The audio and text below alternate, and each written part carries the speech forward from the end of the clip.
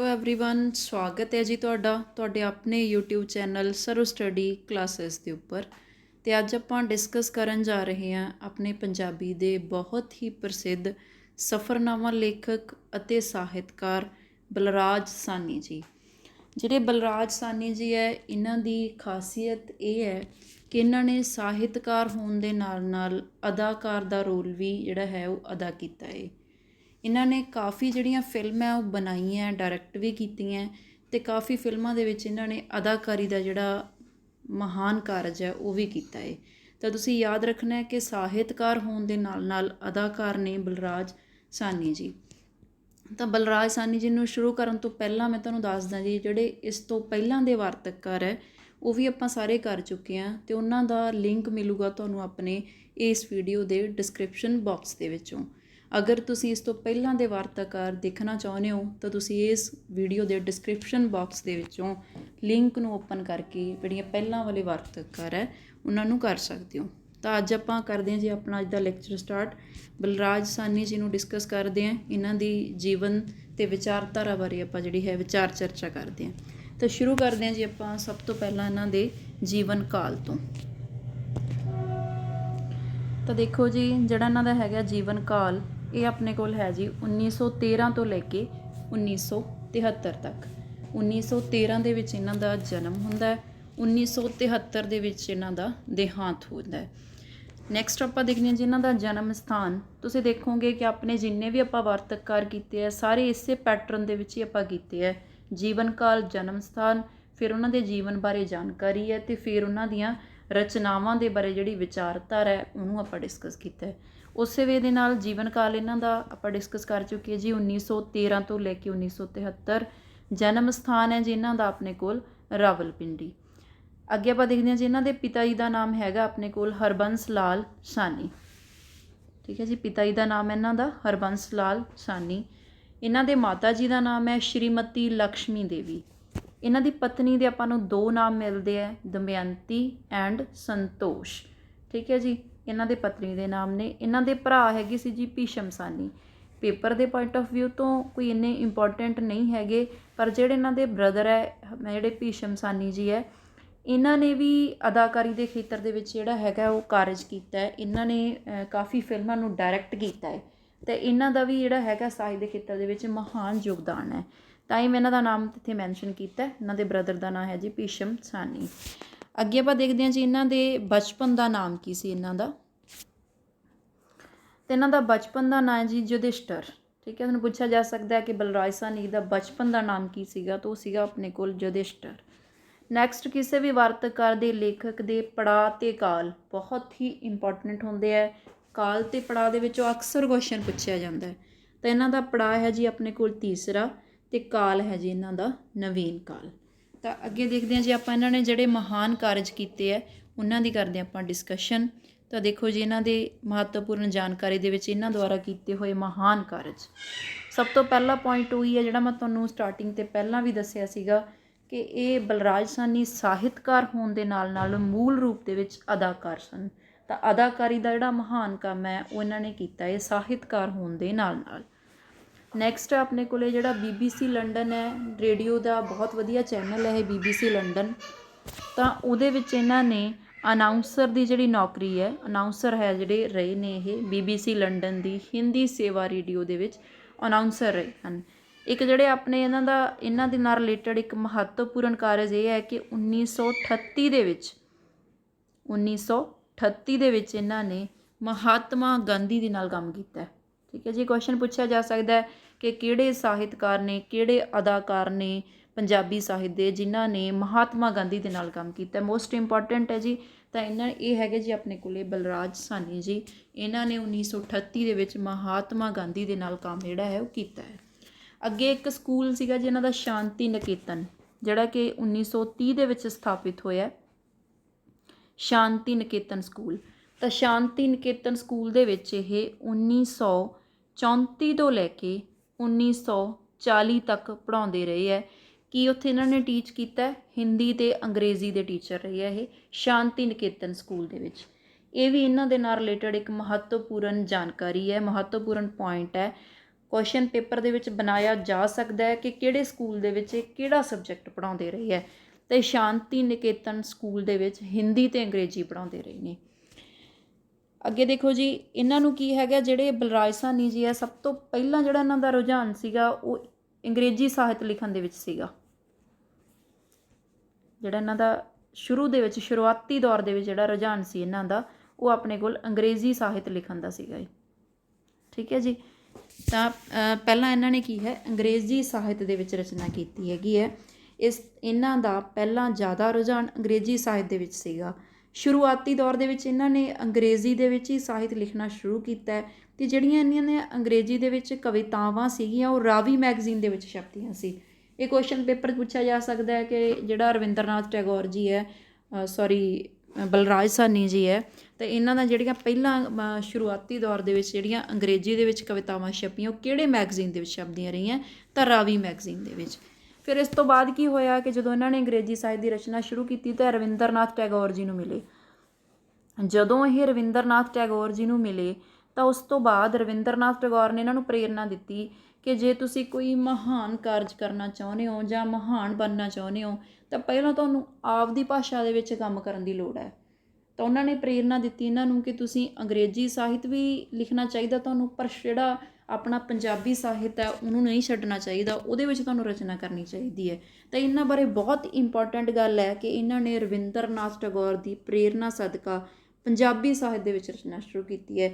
Important question ਹੈ, paper ਦੇ ਵਿੱਚ ਪੁੱਛਿਆ ਵੀ ਜਾ ਸਕਦਾ ਹੈ ਕਿ ਕਿਸ ਦੀ ਪ੍ਰੇਰਨਾ ਦੇ ਨਾਲ ਬਲਰਾਜ ਸਾਹਨੀ ਨੇ ਪੰਜਾਬੀ ਸਾਹਿਤ ਦੇ ਵਿੱਚ ਰਚਨਾ ਕਰਨੀ ਸ਼ੁਰੂ ਕੀਤੀ। ਰਵਿੰਦਰਨਾਥ ਟੈਗੋਰ ਜੀ ਨੇ। ਇਹਨਾਂ ਨੇ ਆਪਦੀ ਜਿਹੜੀ ਜੀਵਨੀ ਉਹ 'ਚ ਲਿਖਿਆ ਵੀ ਹੈ ਕਿ ਰਵਿੰਦਰਨਾਥ ਟੈਗੋਰ ਜੀ ਨੇ ਮੈਨੂੰ ਕਿਹਾ ਕਿ ਤੁਸੀਂ ਕਿਸੇ ਹੋਰ ਸਾਹਿਤ ਦੇ ਵਿੱਚ ਰਚਨਾ ਕਰਕੇ ਇੰਨਾ ਜਿਹੜਾ ਬਾਖੂਬੀ ਨਾਮ ਤਾਂ ਕਮਾ ਸਕਦੇ ਹੋ, ਪਰ ਜਿਹੜੀ ਸੰਤੁਸ਼ਟੀ ਹੈ ਤੁਹਾਨੂੰ ਉਹ ਨਹੀਂ ਹੋ ਸਕਦੀ। ਤਾਂ ਉਹ ਸੰਤੁਸ਼ਟੀ ਤੁਹਾਨੂੰ ਆਪਦੇ ਖੇਤਰ ਦੇ ਵਿੱਚ ਰਚਨਾ ਕਰਕੇ ਹੀ ਹੋਊਗੀ।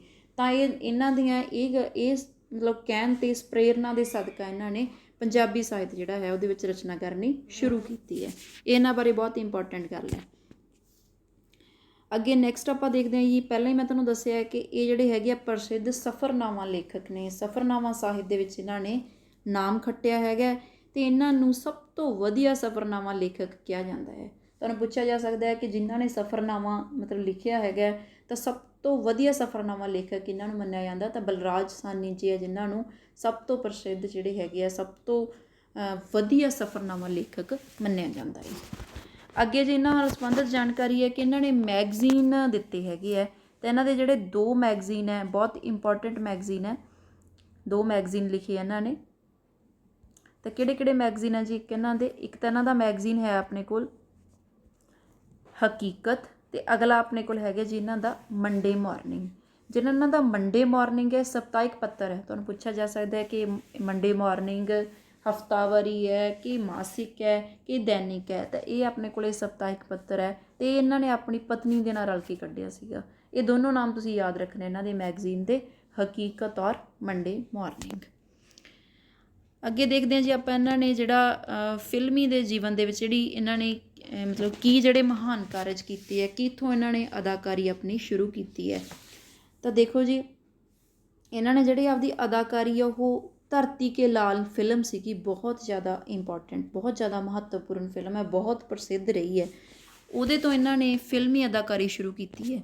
ਜਿਹੜੇ ਧਰਤੀ ਕੇ ਲਾਲ ਫਿਲਮ ਸੀਗੀ ਇਹ ਇਪਟਾ ਯਾਨੀ ਕਿ ਇੰਡੀਅਨ ਪੀਪਲ ਥੀਏਟਰ ਐਸੋਸੀਏਸ਼ਨ ਦੁਆਰਾ ਬਣਾਈ ਗਈ ਪਹਿਲੀ ਫਿਲਮ ਸੀ। ਤਾਂ ਧਰਤੀ ਕੇ ਲਾਲ ਫਿਲਮ ਦੇ ਨਾਲ ਤੁਸੀਂ 2 ਗੱਲਾਂ ਯਾਦ ਰੱਖਣੀਆਂ। ਇੱਕ ਤਾਂ ਇਸ ਫਿਲਮ ਤੋਂ ਬਲਰਾਜ ਸਾਹਨੀ ਨੇ ਆਪਣੀ ਜਿਹੜੀ ਫਿਲਮੀ ਅਦਾਕਾਰੀ ਹੈ ਉਹ ਸ਼ੁਰੂ ਕੀਤੀ ਹੈ, ਅਤੇ ਸੈਕਿੰਡ ਜਿਹੜੀ ਆਪਣੀ ਇਪਟਾ ਸੰਸਥਾ ਹੈ, ਇੰਡੀਅਨ ਪੀਪਲ ਥੀਏਟਰ ਐਸੋਸੀਏਸ਼ਨ, ਉਹਦੇ ਦੁਆਰਾ ਬਣਾਈ ਗਈ ਵੀ ਇਹ ਪਹਿਲੀ ਫਿਲਮ ਸੀਗੀ ਧਰਤੀ ਕੇ ਲਾਲ। ਠੀਕ ਹੈ। ਕਿੰਨੀ ਈਸਵੀ ਦੇ ਵਿੱਚ ਰਿਲੀਜ਼ ਹੁੰਦੀ ਹੈ? 1945 ਦੇ ਵਿੱਚ। ਅਤੇ ਜਿਹੜੀ ਇਹ ਧਰਤੀ ਕੇ ਲਾਲ ਫਿਲਮ ਹੈ ਕਿਵੇਂ ਦੀ ਸੀਗੀ? ਰਾਜਨੀਤਿਕ ਅਤੇ ਯਥਾਰਥਵਾਦੀ ਫਿਲਮ ਹੈ। ਯਥਾਰਥਵਾਦੀ ਮਤਲਬ ਕਿਸੇ ਸੱਚ ਦੇ ਆਧਾਰਿਤ ਹੈ, ਯਥਾਰਥ ਨੂੰ ਪੇਸ਼ ਕਰਦੀ ਹੈ। ਅਤੇ ਕਿਹੜੇ ਯਥਾਰਥ ਨੂੰ ਪੇਸ਼ ਕਰਦੀ ਹੈ? ਤਾਂ ਇਹ ਆਪਣੇ ਕੋਲੇ ਪੇਸ਼ ਕਰਦੀ ਹੈ ਬੰਗਾਲ ਦੇ ਕਾਲ ਨੂੰ। 1943 ਦੇ ਵਿੱਚ ਜਿਹੜਾ ਬੰਗਾਲ ਦਾ ਕਾਲ ਆਇਆ ਸੀ ਉਹਦੇ 'ਤੇ ਆਧਾਰਿਤ ਇਹ ਫਿਲਮ ਹੈ।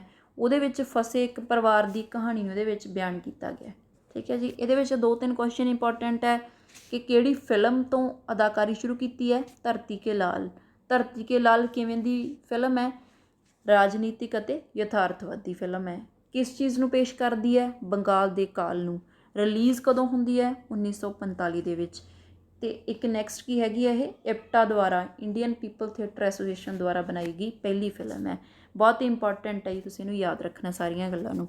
ਅੱਗੇ ਇਹਨਾਂ ਦੀ ਇੱਕ ਮੂਵੀ ਹੋਰ ਆਈ ਸੀਗੀ ਗਰਮ ਹਵਾ 1974 ਦੇ ਵਿੱਚ। ਇਹਦੀ ਖਾਸੀਅਤ ਕੀ ਹੈ? ਇਹ ਇੱਕ ਤਾਂ ਇਹਨਾਂ ਦੀ ਆਖਰੀ ਫਿਲਮ ਹੈ ਅਤੇ ਦੂਜੀ ਇਹ ਵੀ ਇਹਨਾਂ ਦੀ ਚੋਟੀ ਦੀ ਫਿਲਮ ਹੈ। ਬਹੁਤ ਪ੍ਰਸਿੱਧ ਫਿਲਮ ਹੈ ਇਹਨਾਂ ਦੀ ਗਰਮ ਹਵਾ। ਇਸ ਤੋਂ ਬਿਨਾਂ ਇਹਨਾਂ ਦੀਆਂ ਹੋਰ ਕਿਹੜੀਆਂ ਫਿਲਮਾਂ ਤਾਂ ਇਹਨਾਂ ਨੇ ਬਹੁਤ ਜ਼ਿਆਦਾ ਬਣਾਈਆਂ, ਪਰ ਜਿਹੜੀਆਂ ਕੁਛ ਇਹਦੇ ਵਿੱਚੋਂ ਇੰਪੋਰਟੈਂਟ ਹੈ ਪੇਪਰ ਦੇ ਪੁਆਇੰਟ ਆਫ ਵਿਊ ਤੋਂ ਤੁਸੀਂ ਯਾਦ ਰੱਖਣੀਆਂ, ਉਹਨਾਂ ਦੇ ਮੈਂ ਨਾਮ ਇੱਥੇ ਮੈਂਸ਼ਨ ਕੀਤੇ ਹੈ। ਇੱਕ ਹੈਗੀ ਆਪਣੇ ਕੋਲ ਕਾਬਲੀਵਾਲਾ, 2 ਬਿੱਘਾ ਜ਼ਮੀਨ, ਹੀਰਾ ਮੋਤੀ, ਪਵਿੱਤਰ ਪਾਪੀ। ਇਹਨਾਂ ਦੀਆਂ ਚਾਰੇ ਜਿਹੜੀਆਂ ਹੈਗੀਆਂ ਬਹੁਤ ਪ੍ਰਸਿੱਧ ਮੂਵੀਜ਼ ਨੇ। ਕਾਬਲੀਵਾਲਾ ਇੰਗਲਿਸ਼ ਦਾ ਇੱਕ ਸਟੋਰੀ ਵੀ ਸੀ, ਕਾਬਲੀਵਾਲਾ ਉਹਦੇ 'ਤੇ ਆਧਾਰਿਤ ਹੈ। ਜਿਹੜੀ 2 ਬਿੱਘਾ ਜ਼ਮੀਨ ਹੈ ਇਹਨਾਂ ਨੇ ਆਪਦੀ ਜਿਹੜੀ ਅਦਾਕਾਰੀ ਹੈ ਉਹਦਾ ਧਰਤੀ ਕੇ ਲਾਲ ਫਿਲਮ ਤੋਂ ਸ਼ੁਰੂ ਕਰ ਲਈ ਸੀ, ਪਰ ਇਹਨਾਂ ਨੂੰ ਪ੍ਰਸਿੱਧੀ ਕਿਹਦੇ ਤੋਂ ਮਿਲੀ ਹੈ? ਤਾਂ 2 ਬਿੱਘਾ ਜ਼ਮੀਨ ਤੋਂ ਮਿਲੀ ਹੈ। ਸ਼ੁਰੂਆਤ ਇਹਨਾਂ ਨੇ ਧਰਤੀ ਕੇ ਲਾਲ ਤੋਂ ਕੀਤੀ ਹੈ, ਪਰ ਪ੍ਰਸਿੱਧੀ ਇਹਨਾਂ ਨੂੰ 2 ਬਿੱਘੇ ਜ਼ਮੀਨ ਫਿਲਮ ਤੋਂ ਵੀ ਨਹੀਂ ਹੈਗੀ ਹੈ। ਹੀਰਾ ਮੋਤੀ ਅਤੇ ਪਵਿੱਤਰ ਪਾਪੀ ਇਹ ਇਹਨਾਂ ਦੀਆਂ ਹੋਰ ਮੂਵੀਜ਼ ਹੈਗੀਆਂ। ਕੁਛ ਕੁ ਮੂਵੀਜ਼ ਇਹਨਾਂ ਦੀਆਂ ਹੋਰ ਹੈਗੀਆਂ, ਮੈਂ ਇੱਥੇ ਮੈਂਸ਼ਨ ਨਹੀਂ ਕੀਤੀਆਂ, ਪਰ ਤੁਸੀਂ ਉਹਨਾਂ ਦੇ ਨਾਮ ਨੂੰ ਨੋਟ ਕਰ ਲਿਓ, ਯਾਦ ਰੱਖਣਾ। ਭਾਬੀ, ਹਕੀਕਤ, ਪਰਦੇਸੀ, ਵਕਤ, ਏਕ ਫੂਲ ਦੋ ਮਾਲੀ, ਤਲਾਸ਼, ਅਮਾਨਤ, ਸਤਲੁਜ ਦੇ ਕੰਢੇ ਇਹ ਇਹਨਾਂ ਦੀਆਂ ਹੋਰ ਪ੍ਰਸਿੱਧ ਮੂਵੀਜ਼ ਹੈ। ਇੱਕ ਵਾਰੀ ਫਿਰ ਮੈਂ ਇਹਨਾਂ ਦਾ ਨਾਮ ਰਿਪੀਟ ਕਰ ਰਹੀ ਹਾਂ, ਤੁਸੀਂ ਇਹਨਾਂ ਨੂੰ ਯਾਦ ਰੱਖਿਓ। ਭਾਬੀ, ਹਕੀਕਤ, ਪਰਦੇਸੀ, ਵਕਤ, ਏਕ ਫੂਲ ਦੋ ਮਾਲੀ, ਤਲਾਸ਼, ਅਮਾਨਤ, ਸਤਲੁਜ ਦੇ ਕੰਢੇ। ਠੀਕ ਹੈ ਜੀ। ਅੱਗੇ ਦੇਖਦੇ ਹਾਂ ਜੀ ਆਪਾਂ ਇਹਨਾਂ ਬਾਰੇ ਹੋਰ ਜਿਹੜੀ ਹੈਗੀ ਹੈ ਬਹੁਤ ਹੀ ਇੰਪੋਰਟੈਂਟ ਪੁਆਇੰਟਸ, ਫੈਕਟਸ ਜਿਹੜੇ ਇਹਨਾਂ ਨਾਲ ਰਿਲੇਟਡ ਨੇ। ਇਹਨਾਂ ਨੇ ਇਪਟਾ ਜਿਹੜਾ ਆਪਾਂ ਉੱਪਰ ਕਹਿ ਕੇ ਹਟੇ ਹਾਂ, ਇੰਡੀਅਨ ਪੀਪਲ ਥੀਏਟਰ ਐਸੋਸੀਏਸ਼ਨ ਹੈ, ਉਹਨੂੰ ਪੱਕੇ ਪੈਰੀਂ ਖੜ੍ਹਾ ਕੀਤਾ, ਮਤਲਬ ਉਹਨੂੰ ਮਜ਼ਬੂਤ ਕੀਤਾ ਇਹਨਾਂ ਦੇ ਨਾਲ ਮਿਲ ਕੇ, ਬਲਵੰਤ ਗਾਰਗੀ ਜੀ ਦੇ ਨਾਲ ਮਿਲ ਕੇ। ਠੀਕ ਹੈ ਜੀ। ਇੱਕ ਚੀਜ਼ ਨਾ ਬਲਵੰਤ ਇਹਨਾਂ ਬਾਰੇ, ਬਲਰਾਜ ਸਾਹਨੀ ਜੀ ਬਾਰੇ ਹੋਰ ਹੈ, ਕਹਿੰਦੇ ਵੀ ਜਦੋਂ ਆਪਾਂ ਕੋਈ ਮੂਵੀਜ਼ ਬਣਾਉਣੇ ਆ ਤਾਂ ਪਹਿਲਾਂ ਉਹਦੀ ਸਕ੍ਰਿਪਟ ਹੈ ਜਿਹੜੀ ਉਹ ਲਿਖੀ ਜਾਂਦੀ ਹੈ। ਤਾਂ ਜਿਹੜੇ ਬਲਰਾਜ ਸਾਹਨੀ ਦੀ ਖਾਸੀਅਤ ਰਹੀ ਹੈ ਕਿ ਇਹਨਾਂ ਨੇ ਰਫ ਕਾਪੀ 'ਤੇ ਨੋਟਬੁੱਕ 'ਤੇ ਕਦੇ ਵੀ ਕੁਛ ਨੋਟ ਨਹੀਂ ਕੀਤਾ, ਇਹ ਸਿੱਧਾ ਟਾਈਪ ਹੀ ਕਰਦੇ ਆ। ਹਰੇਕ ਬੁੱਕ ਇਹਨਾਂ ਨੇ ਡਾਇਰੈਕਟ ਟਾਈਪ ਕੀਤੀ ਹੈ, ਇਹ ਇਹਨਾਂ ਦੇ ਨਾਲ ਰਿਲੇਟਡ ਖਾਸੀਅਤ ਹੈ। ਨੈਕਸਟ ਦੇਖਦੇ ਹਾਂ ਜੀ ਆਪਾਂ ਇਹਨਾਂ ਬਾਰੇ, ਜਿਹੜੀ ਹੈਗੀ ਇਹਨਾਂ ਦਾ ਦ੍ਰਿਸ਼ਟੀਕੋਣ, ਮਤਲਬ ਸੋਚ ਵਿਚਾਰਧਾਰਾ ਇਹਨਾਂ ਦੀ ਕਿਵੇਂ ਦੀ ਹੈ, ਪ੍ਰਗਤੀਵਾਦੀ ਅਤੇ ਮਾਰਕਸਵਾਦੀ ਹੈ।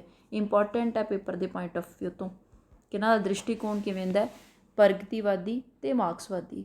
ਮਤਲਬ ਜਿਹੜੇ ਗਰੀਬ ਅਤੇ ਮਜ਼ਲੂਮ ਹੈ ਉਹਨਾਂ ਦੇ ਨਾਲ ਰਿਲੇਟਡ ਯਥਾਰਥਵਾਦੀ ਗੱਲਾਂ ਜਿਹੜੀਆਂ ਉਹਨਾਂ ਨੂੰ ਇਹਨਾਂ ਨੇ ਪੇਸ਼ ਕੀਤਾ। ਠੀਕ ਹੈ ਜੀ। ਯਥਾਰਥਵਾਦ ਦੇ ਆਧਾਰ 'ਤੇ ਸੋਚ ਦੇ ਇਸ ਵਿਚਾਰਧਾਰਾ ਦੇ ਆਧਾਰ 'ਤੇ ਇਹ ਗਰੀਬ ਅਤੇ ਮਜ਼ਲੂਮਾਂ ਦੀ ਜਿਹੜੀ ਸਮੱਸਿਆ ਉਹਨੂੰ ਸਮਝਦੇ ਹੈ ਅਤੇ ਉਹਦਾ ਹੱਲ ਹੈ ਜਿਹੜਾ ਉਹ ਸੁਝਾਉਂਦੇ ਹੈ। ਤਾਂ ਇਹਨਾਂ ਦਾ ਦ੍ਰਿਸ਼ਟੀਕੋਣ ਕਿਵੇਂ ਦਾ, ਪ੍ਰਗਤੀਵਾਦੀ ਐਂਡ ਮਾਰਕਸਵਾਦੀ।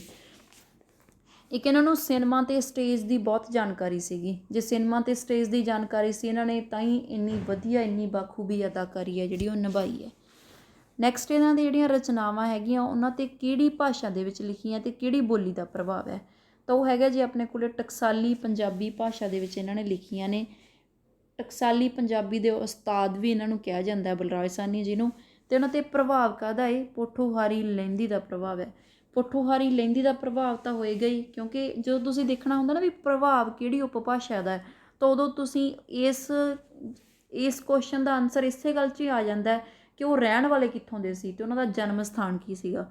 ਜਿਹੜੇ ਆਪਣੇ ਬਲਰਾਜ ਸਾਹਨੀ ਹੈ ਇਹਨਾਂ ਦਾ ਜਨਮ ਸਥਾਨ ਰਾਵਲਪਿੰਡੀ ਸੀਗਾ, ਤਾਂ ਰਾਵਲਪਿੰਡੀ ਦੇ ਵਿੱਚ ਤਾਂ ਫਿਰ ਉਹਦੀ ਜਿਹੜੀ ਉਪਭਾਸ਼ਾ ਪੋਠੋਹਾਰੀ ਲਹਿੰਦੀ ਹੈ, ਤਾਂ ਇਹਨਾਂ ਦੀਆਂ ਰਚਨਾਵਾਂ ਦੇ ਉੱਪਰ ਪੋਠੋਹਾਰੀ ਲਹਿੰਦੀ ਦਾ ਪ੍ਰਭਾਵ ਹੈ। ਠੀਕ ਹੈ। ਕੁਐਸਚਨ ਇਹ ਵੀ ਬਣਦਾ ਹੁੰਦਾ ਉਪਭਾਸ਼ਾ ਦਾ ਕਿ ਇਹ ਵਾਰਤਕਾਰ ਦੀ ਦੱਸਣਾ ਹੁੰਦਾ, ਜਿਵੇਂ ਕੁਐਸਚਨ ਪੁੱਛਿਆ ਜਾਊਗਾ ਤੁਹਾਨੂੰ ਕਿ ਬਲਰਾਜ ਸਾਹਨੀ ਦੀਆਂ ਰਚਨਾਵਾਂ ਦੇ ਉੱਪਰ ਕਿਹੜੀ ਉਪਭਾਸ਼ਾ ਦਾ ਪ੍ਰਭਾਵ ਹੈ, ਤਾਂ ਪੋਠੋਹਾਰੀ ਲਹਿੰਦੀ ਦਾ ਪ੍ਰਭਾਵ ਹੈ ਇਹਨਾਂ ਦੀ ਉਪਭਾਸ਼ਾ ਦੇ ਉੱਪਰ। ਤਾਂ ਅੱਗੇ ਦੇਖੋ ਜੀ ਇਹਨਾਂ ਦੀਆਂ ਜਿਹੜੀਆਂ ਬਹੁਤ ਹੀ ਪ੍ਰਸਿੱਧ ਰਚਨਾਵਾਂ ਨੇ, ਤਾਂ ਸਭ ਤੋਂ ਪਹਿਲੀ ਰਚਨਾ ਜਿਨ੍ਹਾਂ ਦੀ ਬਹੁਤ ਪ੍ਰਸਿੱਧ ਹੈ, ਕੀ ਇਹ ਸੱਚ ਹੈ ਬਾਪੂ 1974 ਦੇ ਵਿੱਚ ਛਪਦੀ ਹੈ। ਮੌਤ ਉਪਰੰਤ ਛਪੀ ਹੋਈ ਇਹਨਾਂ ਦੀ ਰਚਨਾ ਹੈਗੀ ਹੈ। 73 ਦੇ ਵਿੱਚ ਇਹਨਾਂ ਦਾ ਦੇਹਾਂਤ ਹੁੰਦਾ ਅਤੇ 74 ਦੇ ਵਿੱਚ ਇਹਨਾਂ ਦੀ ਸ਼ਬਦੀ ਰਚਨਾ। ਇਹ ਹੈ ਕਿ ਇਹਦੀ ਵਿਧਾ ਕੀ ਹੈ? ਇਹ ਆਪਣੇ ਕੋਲੇ ਪ੍ਰਸਿੱਧ ਨਾਟਕ ਹੈ, ਕੀ ਹੈ ਸੱਚ ਹੈ ਬਾਪੂ। ਨੈਕਸਟ ਇਹਨਾਂ ਦੀ ਰਚਨਾ ਜੀ ਆਪਣੇ ਕੋਲੇ ਸਿਨੇਮਾ ਅਤੇ ਸਟੇਜ। ਜਿਵੇਂ ਸਿਨੇਮਾ ਅਤੇ ਸਟੇਜ ਦੀ ਇਹ ਬਹੁਤ ਜ਼ਿਆਦਾ ਜਾਣਕਾਰੀ ਰੱਖਦੇ ਸੀਗੇ, ਤਾਂ ਇਹ ਪੁਸਤਕ ਵੀ ਇਹਨਾਂ ਦੇ ਮਰਨ ਉਪਰੰਤ ਛਪੀ ਹੈ। ਇਹ ਹੈਗੀ ਆਪਣੇ ਕੋਲੇ 1974 ਦੇ ਵਿੱਚ ਛਪਦੀ ਹੈ। ਇਹ ਸਿਧਾਂਤਿਕ ਪੁਸਤਕ ਹੈ, ਯਾਦ ਰੱਖਿਓ, ਖਾਸ ਪੁਆਇੰਟ ਹੈ। ਤੁਹਾਨੂੰ ਪੁੱਛਿਆ ਜਾ ਸਕਦਾ ਕੁਝ ਪੁਸਤਕਾਂ ਦੇ ਨਾਮ ਦੇ ਕਿ ਇਹਨਾਂ ਦੇ ਵਿੱਚੋਂ ਸਿਧਾਂਤਿਕ ਪੁਸਤਕ ਕਿਹੜੀ ਹੈ, ਤਾਂ ਸਿਨੇਮਾ ਤੇ ਸਟੇਜ ਪੁਸਤਕ ਇਹਨਾਂ ਦੀ ਸਿਧਾਂਤਿਕ ਪੁਸਤਕ ਹੈ। ਇਹਦੇ ਵਿੱਚ ਇਹਨਾਂ ਨੇ ਕੀ ਡਿਸਕਸ ਕੀਤਾ ਹੈ, ਇਹ 'ਚ ਇਹਨਾਂ ਨੇ ਸਟੇਜ ਦੀਆਂ ਬਰੀਕੀਆਂ ਅਤੇ ਤਕਨੀਕੀ ਗੱਲਾਂ ਲਿਖੀਆਂ। ਠੀਕ ਹੈ, ਜਿਹੜਾ ਇਹਨਾਂ ਦਾ ਆਪਦਾ ਜਿਹੜਾ ਐਕਸਪੀਰੀਅੰਸ ਸੀਗਾ ਕਿ ਸਟੇਜ ਦੀਆਂ ਬਰੀਕੀ ਤਕਨੀਕੀਆਂ ਜਿਹੜੀਆਂ ਗੱਲਾਂ ਉਹ ਕੀ ਹੁੰਦੀਆਂ, ਉਹਨਾਂ ਦਾ ਜ਼ਿਕਰ ਇਹਨਾਂ ਨੇ ਕੀਤਾ ਸਿਨੇਮਾ ਤੇ ਸਟੇਜ ਦੇ ਵਿੱਚ। ਅਗਲੀ ਇਹਨਾਂ ਦੀ ਮਹੱਤਵਪੂਰਨ ਰਚਨਾ ਹੈਗੀ ਹੈ ਜਿਹੜੀ ਕਿ 1990 ਦੇ ਵਿੱਚ ਆਉਂਦੀ ਹੈ, ਮੇਰੀ ਗੈਰ ਜਜ਼ਬਾਤੀ ਡਾਇਰੀ। ਇਹ ਡਾਇਰੀ ਫਾਰਮ ਦੇ ਵਿੱਚ ਲਿਖੀ ਹੋਈ ਹੈ। ਇਹਦੇ ਵਿੱਚ ਕੀ ਹੈ, ਜਿਹੜੇ ਉਹਨਾਂ ਦੇ ਸਮਕਾਲੀ ਲੇਖਕ ਸੀਗੇ ਉਹਨਾਂ ਦੀਆਂ ਜੀਵਨੀਆਂ ਨੂੰ ਪੇਸ਼ ਕੀਤਾ। ਇਹਦੇ ਵਿੱਚ 14 ਲੇਖ ਹੈ, ਯਾਦ ਰੱਖਣੇ ਆ ਕਿੰਨੇ ਲੇਖ ਨੇ ਇਹਦੇ ਵਿੱਚ, 14 ਲੇਖ ਹੈ। ਕੀ ਪੇਸ਼ ਕਰ ਰਹੇ ਹੈ, ਸਮਕਾਲੀ ਲੇਖਕ ਦੀਆਂ ਜੀਵਨੀਆਂ ਨੂੰ ਪੇਸ਼ ਕਰਦੇ ਹੈ। ਅੱਗੇ ਦੇਖਦੇ ਹਾਂ ਆਪਾਂ ਇਹਨਾਂ ਬਾਰੇ ਹੋਰ ਜਿਹੜੀ ਮਹੱਤਵਪੂਰਨ ਰਚਨਾ। ਸਫ਼ਰਨਾਮਾ ਇਹਨਾਂ ਦੀ ਜਿਹੜੀ ਹੈਗੀ ਉਹ ਫੇਵਰੇਟ ਵਿਧਾ ਰਹੀ ਹੈ। ਸਫ਼ਰਨਾਮਾ ਦੇ ਵਿੱਚ ਇਹਨਾਂ ਦਾ ਜਿਹੜਾ ਹੈਗਾ ਸਭ ਤੋਂ ਹੱਥ ਜਿਹੜਾ ਹੈ ਮਜ਼ਬੂਤ ਹੈ। ਸਫ਼ਰਨਾਮਾ ਸਾਹਿਤ ਦੇ ਵਿੱਚ ਸਭ ਤੋਂ ਵਧੀਆ ਸਫ਼ਰਨਾਮੇ ਇਹਨਾਂ ਨੇ ਲਿਖੇ ਹੈ। ਅਤੇ ਇਹਨਾਂ ਦਾ ਸਫ਼ਰਨਾਮਾ ਆਪਣੇ ਕੋਲ ਮੇਰਾ ਪਾਕਿਸਤਾਨੀ ਸਫ਼ਰਨਾਮਾ। ਜਿਹੜਾ ਮੇਰਾ ਪਾਕਿਸਤਾਨੀ ਸਫ਼ਰਨਾਮਾ ਹੈ 1969 ਦੇ ਵਿੱਚ ਇਹ ਛਪਦਾ ਹੈ। 1900 ਯਾਦ ਰੱਖਿਓ, ਇਹ 'ਚ ਦੋ ਈਸਵੀਆਂ ਆਉਂਦੀਆਂ। 1960 ਦੇ ਵਿੱਚ ਤਾਂ ਇਹਨਾਂ ਨੇ ਪਾਕਿਸਤਾਨ ਦੀ ਯਾਤਰਾ ਕੀਤੀ ਹੈ ਅਤੇ 1969 ਦੇ ਵਿੱਚ ਆਪਣੇ ਕੋਲ ਇਹ ਸਫ਼ਰਨਾਮਾ ਜਿਹੜਾ ਹੈਗਾ ਛਪਦਾ ਹੈਗਾ। ਇਹਦੇ 'ਚ ਕਾਹਦਾ ਜ਼ਿਕਰ ਹੈ, ਨਾਮ ਤੋਂ ਹੀ ਕਲੀਅਰ ਹੋ ਰਿਹਾ, ਮੇਰਾ ਪਾਕਿਸਤਾਨੀ ਸਫ਼ਰਨਾਮਾ। ਪਾਕਿਸਤਾਨ ਦੀ ਯਾਤਰਾ ਦਾ ਜ਼ਿਕਰ ਕੀਤਾ ਹੈ। 15 ਦਿਨਾਂ ਦੀ ਯਾਤਰਾ ਇਹਨਾਂ ਨੇ ਕੀਤੀ ਸੀਗੀ। 15 ਦਿਨਾਂ ਦੀ ਯਾਤਰਾ ਅਤੇ ਸਫ਼ਰਨਾਮੇ ਦੇ 15 ਖੰਡ ਨੇ। ਕੁਐਸਚਨ ਇੱਕ ਵਾਰ ਪੇਪਰ 'ਚ ਆਇਆ ਸੀ ਕਿ ਮੇਰੇ ਪਾਕਿਸਤਾਨੀ ਸਫ਼ਰਨਾਮਾ ਦੇ ਕਿੰਨੇ ਖੰਡ ਹਨ, ਤਾਂ ਇਹਦੇ 15 ਖੰਡ ਹੈ। 15 ਦਿਨਾਂ ਦੀ ਯਾਤਰਾ ਦਾ ਹੀ ਜ਼ਿਕਰ ਹੈ। 69 ਦੇ ਵਿੱਚ ਇਹ ਛਪਦੀ ਹੈ ਅਤੇ 60 ਦੇ ਵਿੱਚ ਜਿਹੜੇ ਲੇਖਕ ਆ ਉਹਨਾਂ ਨੇ ਯਾਤਰਾ ਕੀਤੀ ਸੀਗੀ ਪਾਕਿਸਤਾਨ ਦੀ। ਇਹਦੇ ਨਾਲ ਰਿਲੇਟਡ ਇੱਕ ਹੋਰ ਚੀਜ਼ ਹੈਗੀ ਹੈ, ਇਹਦੇ 'ਚ ਨਾ 2 ਬਹੁਤ ਪ੍ਰਸਿੱਧ ਲੇਖ ਹੈ, ਮੁੜ ਵੇਖਿਆ ਪਿੰਡ ਅਤੇ ਰੱਜੀ ਪੁੱਜੀ ਮਿੱਟੀ। ਤੁਸੀਂ ਇਹਨਾਂ ਨੂੰ ਨੋਟ ਕਰ ਲਓ, ਕਿਹੜੇ 2 ਪ੍ਰਸਿੱਧ ਲੇਖ ਨੇ ਇਹਨਾਂ ਦੇ, ਮੁੜ ਵੇਖਿਆ ਪਿੰਡ ਅਤੇ ਰੱਜੀ ਪੁੱਜੀ ਮਿੱਟੀ। ਇਹ ਆਪਣੇ ਕੋਲੇ PSCB ਪੰਜਾਬ ਸਕੂਲ ਸਿੱਖਿਆ ਬੋਰਡ ਦੇ ਵਿੱਚ ਲੱਗੇ ਹੋਏ ਵੀ ਹੈ। ਠੀਕ ਹੈ ਜੀ, ਇਹ ਲੇਖ ਵੀ ਤੁਸੀਂ ਜ਼ਰੂਰ ਪੜ੍ਹਨੇ ਹੈ। ਅਗਰ ਤੁਸੀਂ ਇਹਨਾਂ ਲੇਖਾਂ ਨੂੰ ਪੜ੍ਹੋਗੇ ਤਾਂ ਤੁਹਾਨੂੰ ਇਹਨਾਂ ਦੀ ਸਾਰੀ ਜਿਹੜੀ ਮਤਲਬ ਰਚਨਾ ਕਰਨ ਦਾ ਜਿਹੜਾ ਇਹਨਾਂ ਦਾ ਤਰੀਕਾ ਹੈ, ਸ਼ੈਲੀ ਹੈ, ਜਿਹੜੀ ਇਹਨਾਂ ਦੀ ਬੋਲੀ ਹੈ, ਭਾਸ਼ਾ ਹੈ, ਇਹਨਾਂ ਦਾ ਢੰਗ ਕੀ ਹੈ ਲਿਖਣ ਦਾ, ਉਹ ਸਾਰਾ ਤੁਹਾਨੂੰ ਸਮਝ ਆ ਜਾਏਗਾ। ਅਤੇ ਇਹ 2 ਰਚਨਾਵਾਂ ਤੁਸੀਂ ਇਹਨਾਂ ਦੀਆਂ ਜ਼ਰੂਰ ਪੜ੍ਹਨੀਆਂ, ਮੁੜ ਵੇਖਿਆ ਪਿੰਡ ਅਤੇ ਰੱਜੀ ਪੁੱਜੀ ਮਿੱਟੀ। ਅੱਗੇ ਇਹਨਾਂ ਦਾ ਇੱਕ ਹੋਰ ਪ੍ਰਸਿੱਧ ਸਫ਼ਰਨਾਮਾ ਹੈ ਜੀ, ਮੇਰਾ ਰੂਸੀ ਸਫ਼ਰਨਾਮਾ। ਇਹ ਤਾਂ ਇਹਨਾਂ ਨੂੰ ਪੁਰਸਕਾਰ ਵੀ ਮਿਲਿਆ, ਸੋਵੀਅਤ ਨਹਿਰੂ ਪੁਰਸਕਾਰ ਵੀ ਮਿਲਦਾ ਇਹਨੂੰ। ਇਹਦੀਆਂ 2 ਤਰੀਕਾਂ ਮਿਲਦੀਆਂ ਆਪਣੇ ਕੋਲੇ। ਕੁਛ ਵਿਦਵਾਨਾਂ ਦਾ ਮੰਨਣਾ ਹੈ ਵੀ 1962 ਦੇ ਵਿੱਚ ਛਪਿਆ ਅਤੇ ਕੁਛ ਵਿਦਵਾਨਾਂ ਦਾ ਮੰਨਣਾ ਹੈ ਕਿ 1967 ਦੇ ਵਿੱਚ ਛਪਿਆ। ਪੇਪਰ ਦੇ ਵਿੱਚ ਦੋਨਾਂ 'ਚੋਂ ਇੱਕ ਤਰੀਕ ਪੁੱਛੀ ਜਾਊਗੀ। ਅਗਰ ਪੇਪਰ ਦੇ ਵਿੱਚ ਦੋਨੋਂ ਤਰੀਕਾਂ ਆ ਜਾਂਦੀਆਂ ਤਾਂ ਕੁਐਸਚਨ ਗ੍ਰੇਸ 'ਚ ਚਲਾ ਜਾਏਗਾ। ਅਤੇ ਪਰ ਤੁਸੀਂ ਪੇਪਰ ਦੇ ਹਵਾਲੇ ਦੇ ਨਾਲ ਦੋਨੋਂ ਤਰੀਕਾਂ ਯਾਦ ਰੱਖਣੀਆਂ ਕਿ ਮੇਰਾ ਰੂਸੀ ਸਫ਼ਰਨਾਮਾ 62 ਦੇ ਵਿੱਚ ਔਰ 67 ਦੇ ਵਿੱਚ, ਦੋਨਾਂ 'ਚੋਂ ਇੱਕ ਤਰੀਕ ਪੇਪਰ 'ਚ ਪੁੱਛੀ ਜਾਊਗੀ। ਤੁਸੀਂ ਉਹ ਆਪਸ਼ਨ ਨੂੰ ਟਿਕ ਕਰ ਦੇਣਾ ਹੈ। ਮਿਲਦੀਆਂ ਇਹਨਾਂ ਦੀਆਂ 2 ਤਰੀਕਾਂ ਹੈਗੀਆਂ, 62 ਅਤੇ 67, ਮੇਰਾ ਰੂਸੀ ਸਫ਼ਰਨਾਮਾ। ਇਹ ਦੋਨੇ ਸਫ਼ਰਨਾਮੇ ਇਹਨਾਂ ਦੇ ਬਹੁਤ ਜ਼ਿਆਦਾ ਇੰਪੋਰਟੈਂਟ ਹੈ। ਅੱਗੇ ਨੈਕਸਟ ਆਪਾਂ ਦੇਖਦੇ ਹਾਂ ਜੀ ਇਹਨਾਂ ਦਾ ਲੇਖ ਸੰਗ੍ਰਹਿ ਹੈ ਇੱਕ, ਕਾਮੇ। ਇਹਨਾਂ ਦਾ ਹੈਗਾ ਜੀ ਕਾਮੇ ਲੇਖ ਸੰਗ੍ਰਹਿ। ਇੱਕ ਇਹਨਾਂ ਦਾ ਯਾਦਾਂ ਦੀ ਕੰਨੀ, ਇਹਨਾਂ ਦਾ ਸੰਸਮਰਨ ਹੈ। ਠੀਕ ਹੈ, ਸੰਸਮਰਨ ਅਤੇ ਜਿਹੜਾ ਆਪਣੇ ਕੋਲ ਸਫ਼ਰਨਾਮਾ ਹੈ ਇਹਨਾਂ ਦੇ ਵਿੱਚ ਥੋੜ੍ਹਾ ਜਿਹਾ ਡਿਫਰੈਂਸ ਹੁੰਦਾ ਗਾ। ਉਹੀ ਡਿਫਰੈਂਸ ਕੀ ਹੁੰਦਾ, ਜਿਹੜਾ ਸੰਸਮਰਨ ਅਤੇ ਸਵੈ ਜੀਵਨੀ ਦੇ ਵਿੱਚ। ਸਵੈ ਜੀਵਨੀ ਦੇ ਵਿੱਚ ਤਾਂ ਲੇਖਕ ਆਪ ਦੇ ਬਾਰੇ ਦੱਸਦਾ, ਬਟ ਜਿਹੜਾ ਸੰਸਮਰਨ ਹੈ ਇਹ 'ਚ ਯਾਦਾਂ ਸ਼ਾਮਲ ਹੁੰਦੀਆਂ। ਠੀਕ ਹੈ, ਤਾਂ ਜਿਹੜਾ ਯਾਦਾਂ ਦੀ ਕੰਨੀ, ਜਿਵੇਂ ਨਾਮ ਤੋਂ ਹੀ ਆਪਾਂ ਨੂੰ ਪਤਾ ਚੱਲ ਰਿਹਾ, ਤਾਂ ਇਹਦੇ ਵਿੱਚ ਵੀ ਸਵੈ ਜੀਵਨੀ ਦੇ ਨਾਲ ਰਲਦੀਆਂ ਮਿਲਦੀਆਂ ਕੁਛ ਯਾਦਾਂ ਜਿਹੜੀਆਂ ਉਹ ਸ਼ਾਮਲ ਕੀਤੀਆਂ ਲੇਖਕ ਨੇ। ਤਾਂ ਇਹਦੇ ਵਿੱਚ ਕਿੰਨੇ ਆਪਣੇ ਕੋਲ ਹੈਗੇ ਲੇਖ ਜਾਂ ਕਹਿ ਲਓ ਕਿੰਨੇ ਸੰਸਮਰਨ ਸ਼ਾਮਲ ਨੇ, 11 ਸੰਸਮਰਨ ਸ਼ਾਮਲ ਨੇ ਇਹਦੇ ਵਿੱਚ, ਯਾਦਾਂ ਦੀ ਕੰਨੀ ਦੇ ਵਿੱਚ। ਅੱਗੇ ਇਹਨਾਂ ਦੀ ਸਵੈ ਜੀਵਨੀ ਹੈ ਮੇਰੀ ਫਿਲਮੀ ਆਤਮ ਕਥਾ। ਮੇਰੀ ਫਿਲਮੀ ਆਤਮ ਕਥਾ ਇਹਨਾਂ ਦੀ ਬਹੁਤ ਇੰਪੋਰਟੈਂਟ ਸਵੈ ਜੀਵਨੀ ਹੈ। ਇਹਨੂੰ ਕਿਹੜੀ ਵਿਧੀ ਦੇ ਨਾਲ ਲਿਖਿਆ ਗਿਆ, ਫਲੈਸ਼ਬੈਕ ਵਿਧੀ ਦੇ ਨਾਲ ਲਿਖਿਆ ਗਿਆ। ਇਹ ਇਹਨਾਂ ਦੀ ਫਲੈਸ਼ਬੈਕ ਵਿਧੀ ਦੇ ਨਾਲ ਲਿਖੀ ਹੋਈ ਸਵੈ ਜੀਵਨੀ ਹੈ। ਇਸ ਦੇ 2 ਭਾਗ ਹੈ, 2 ਭਾਗ ਹੈ ਜੀ। ਇਹਦੇ ਟੋਟਲ 19 ਅਧਿਆਏ ਬਣਦੇ ਆ। ਤਾਂ 2 ਭਾਗਾਂ ਦੇ ਵਿੱਚ ਅਧਿਆਏ ਕਿਵੇਂ ਬਣਦੇ ਆ, ਇੱਕ ਦੇ ਵਿੱਚ ਇਹਦੇ 11 ਅਧਿਆਏ ਹੈ, ਦੂਜੇ ਭਾਗ ਦੇ ਵਿੱਚ 8 ਅਧਿਆਏ ਹੈ। ਤਾਂ ਟੋਟਲ ਤੁਹਾਡੇ ਕੋਲ ਇਹਦੇ 19 ਅਧਿਆਏ ਹੁੰਦੇ ਆ। 2 ਭਾਗਾਂ ਦੇ ਵਿੱਚ ਇਹ ਛਪੀ ਹੈ। ਫਲੈਸ਼ਬੈਕ ਵਿਧੀ ਹੈ, ਆਹ ਚੀਜ਼ ਇਹ 'ਚ ਇੰਪੋਰਟੈਂਟ ਹੈ। ਕਿਹੜੀ ਵਿਧੀ ਵਰਤੀ ਹੈ, ਫਲੈਸ਼ਬੈਕ ਵਿਧੀ। ਠੀਕ ਹੈ ਜੀ, ਇਹਨਾਂ ਦੀ ਜੀਵਨੀ ਦੇ ਬਾਰੇ ਤੁਸੀਂ ਸਵੈ ਜੀਵਨੀ ਬਾਰੇ ਯਾਦ ਰੱਖਣੀ ਹੈ। ਮੇਰੀ ਫਿਲਮੀ ਆਤਮ ਕਥਾ ਫਲੈਸ਼ਬੈਕ ਵਿਧੀ ਦੇ ਵਿੱਚ 2 ਭਾਗ ਹੈ, 19 ਅਧਿਆਏ ਦੇ ਵਿੱਚ ਛਪਦੀ ਹੈ। ਅੱਗੇ ਜੀ ਇਹਨਾਂ ਦਾ ਹੈਗਾ ਇੱਕ ਮਹੱਤਵਪੂਰਨ ਲੇਖ ਸੰਗ੍ਰਹਿ ਹੈ ਆਪਣੇ ਕੋਲ, ਯਾਦਾਂ ਦੇ ਝਰੋਖੇ। ਠੀਕ ਹੈ ਜੀ, ਵੇਟਰ ਦੀ ਵਾਰ ਇਹਨਾਂ ਦਾ ਕਾਵਿ ਸੰਗ੍ਰਹਿ, ਇਹ ਵੀ ਬਹੁਤ ਇੰਪੋਰਟੈਂਟ ਹੈ। ਵੇਟਰ ਦੀ ਵਾਰ, ਇੰਨੀਆਂ ਕੁ ਰਚਨਾਵਾਂ ਜਿਹੜੀਆਂ ਹੈਗੀਆਂ ਇਹਨਾਂ ਦੀਆਂ ਬਹੁਤ ਪ੍ਰਸਿੱਧ ਹੈ। ਇਹਨਾਂ ਨੂੰ ਸਾਰੀਆਂ ਨੂੰ ਤੁਸੀਂ ਚੰਗੇ ਤਰੀਕੇ ਦੇ ਨਾਲ ਯਾਦ ਕਰਨਾ। ਅੱਗੇ ਇਹਨਾਂ ਦਾ ਇੱਕ ਹੋਰ ਪ੍ਰਸਿੱਧ ਲੇਖ ਹੈਗਾ, ਇਕੱਲਾ ਲੇਖ ਹੀ ਮੈਂ ਮੈਂਸ਼ਨ ਕੀਤਾ, ਇਹੀ ਬਹੁਤ ਪ੍ਰਸਿੱਧ ਹੈ ਇਹਨਾਂ ਦਾ ਲੇਖ ਇਹ, ਠੀਕ ਹੈ। ਬਾਕੀ ਜਿਹੜੇ ਸੀਗੇ ਆਪਣੇ ਕੋਲ ਉਹ ਲੇਖ ਸੰਗ੍ਰਹਿ ਸੀਗੇ, ਤਾਂ ਇਹ ਜਿਹੜਾ ਹੈਗਾ ਆਪਣੇ ਕੋਲ ਇਹਨਾਂ ਦਾ ਲੇਖ ਹੈ ਅੱਥਰੂ। ਇਸ ਲੇਖ ਦੇ ਵਿੱਚ ਇਹਨਾਂ ਨੇ ਕੀ ਪੇਸ਼ ਕੀਤਾ ਹੈ, ਇਹ ਅਜੋਕੇ ਭ੍ਰਿਸ਼ਟਾਚਾਰ ਰਾਜਨੀਤਿਕ ਨਿਜ਼ਾਮ ਦੇ ਉੱਪਰ ਵਿਅੰਗ ਕਰਦਾ ਲੇਖ ਹੈ। ਯਾਦ ਰੱਖਿਓ, ਇੰਪੋਰਟੈਂਟ ਲੇਖ ਹੈ ਇਹਨਾਂ ਦਾ ਜਿਹੜਾ ਹੈਗਾ ਅੱਥਰੂ, ਭ੍ਰਿਸ਼ਟਾਚਾਰ ਦੇ ਉੱਪਰ ਵਿਅੰਗ ਕਰਦਾ ਇਹ।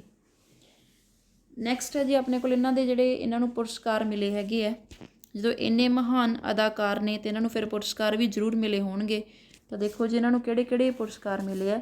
1969 ਦੇ ਵਿੱਚ ਇਹਨਾਂ ਨੂੰ ਪਦਮ ਸ਼੍ਰੀ ਪੁਰਸਕਾਰ ਮਿਲਿਆ, ਬਹੁਤ ਇੰਪੋਰਟੈਂਟ ਹੈ। 1969 ਦੇ ਵਿੱਚ ਇਹਨਾਂ ਨੂੰ ਪਦਮ ਸ਼੍ਰੀ ਪੁਰਸਕਾਰ ਮਿਲਿਆ ਹੈਗਾ।